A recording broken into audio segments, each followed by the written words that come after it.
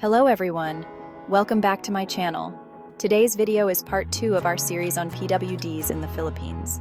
You know, I always say we should be kind to one another, and that means understanding and supporting everyone in our community.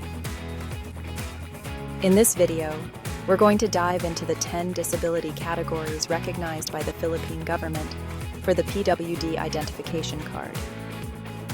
This card is super important because it helps make sure that people with disabilities get the support and benefits they deserve.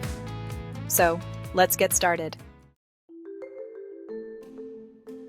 First up, we have physical disability.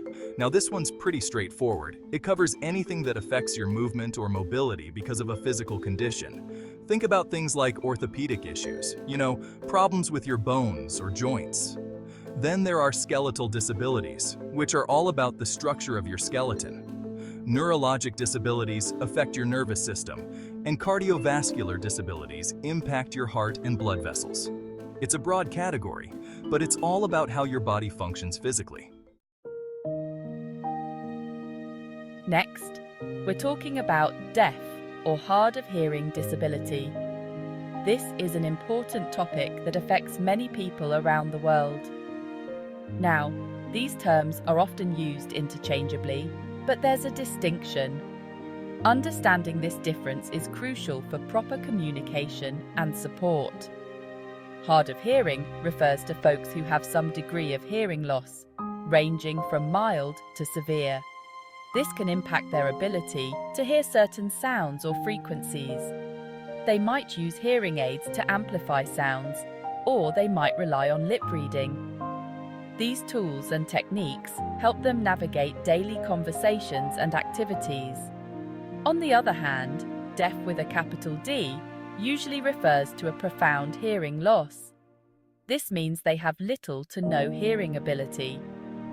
These individuals might use sign language as their primary mode of communication. Sign language is a rich, fully developed language with its own grammar and syntax. Now, to be recognized in this category for the PWD ID, you'll need a proper diagnosis from a qualified professional, like an ENT specialist or an audiologist. This ensures that the support and resources provided are tailored to your specific needs. The diagnosis process typically involves a series of hearing tests and evaluations. These tests help determine the extent of hearing loss and the best course of action for each individual. It's also important to connect with communities and support groups. These groups provide valuable resources, emotional support, and a sense of belonging for those who are deaf or hard of hearing. Now, let's talk about intellectual disability. This is a neurodevelopmental condition, meaning it affects the development of the brain.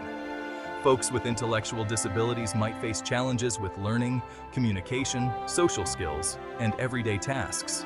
It's important to remember that everyone's different, and the level of support needed varies greatly. Some common examples of intellectual disabilities include Down syndrome and cerebral palsy. To determine eligibility for the PWD ID, a diagnosis from a specialist like an occupational therapist, developmental therapist, or neurologist is usually required.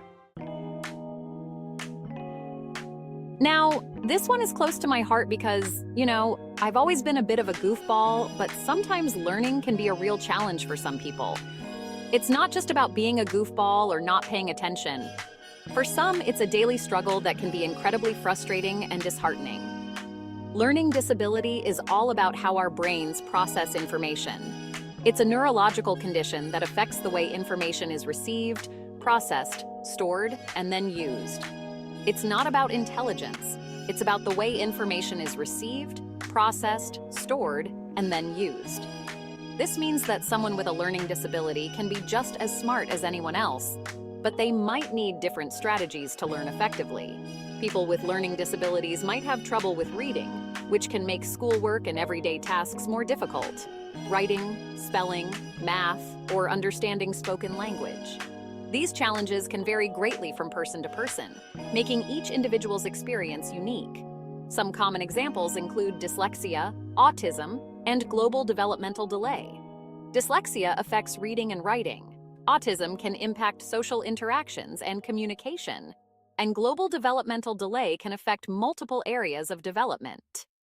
Now, it's important to remember that everyone learns differently, and that's okay. The key is to find the right support and tools that work for each individual. And with the right support, individuals with learning disabilities can thrive. With patience, understanding, and the right resources, they can achieve their goals and lead fulfilling lives. It's all about creating an inclusive environment where everyone has the opportunity to succeed. Mental health is so important, and it's something we should all pay attention to. It's the foundation of our overall well-being and affects how we think, feel, and act in our daily lives. Taking care of our mental health is just as crucial as taking care of our physical health.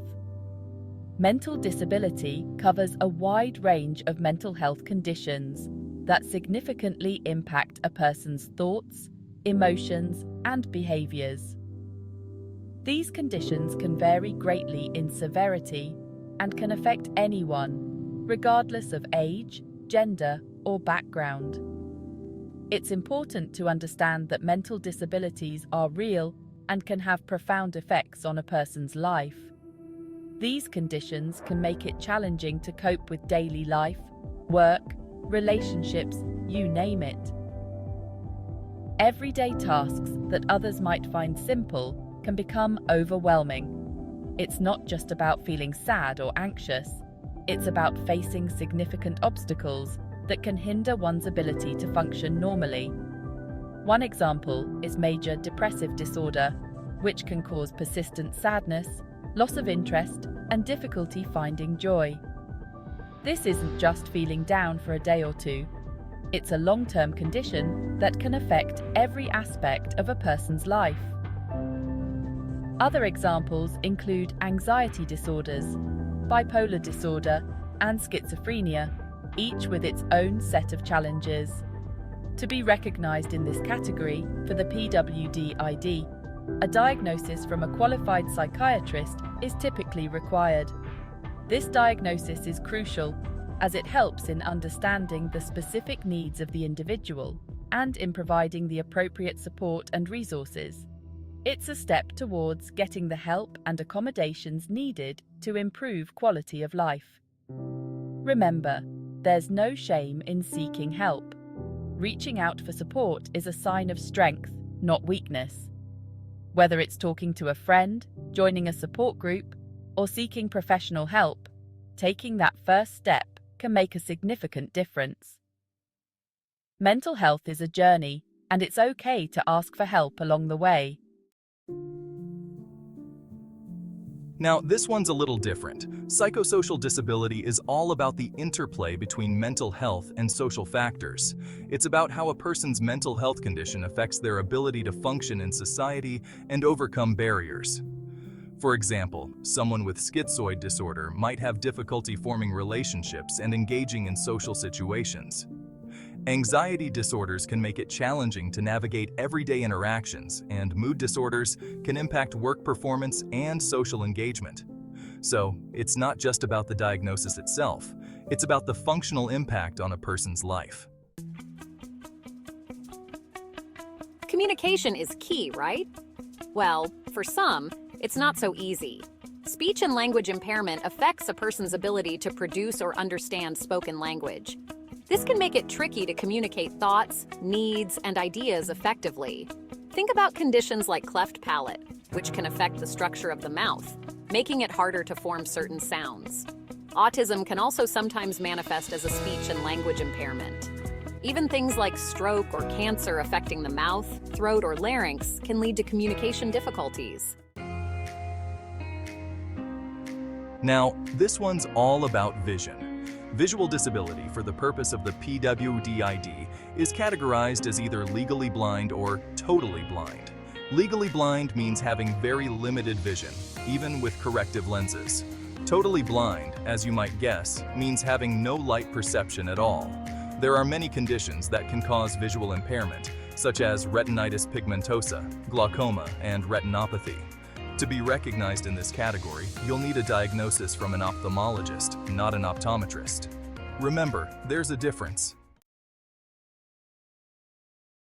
This one's really important. Thanks to Republic Act 11215, anyone diagnosed with malignant cancer, no matter what stage it's in, automatically qualifies as a PWD. That's right. Even if you're a cancer survivor, you're still eligible for the benefits and support that come with the PWD ID. Cancer is a tough journey, and it's crucial to have access to resources that can make life a little easier. Last but not least, we have rare disease disability. This category is a bit of a catch-all for diseases that are, well, rare. These are often genetic conditions that affect a small percentage of the population.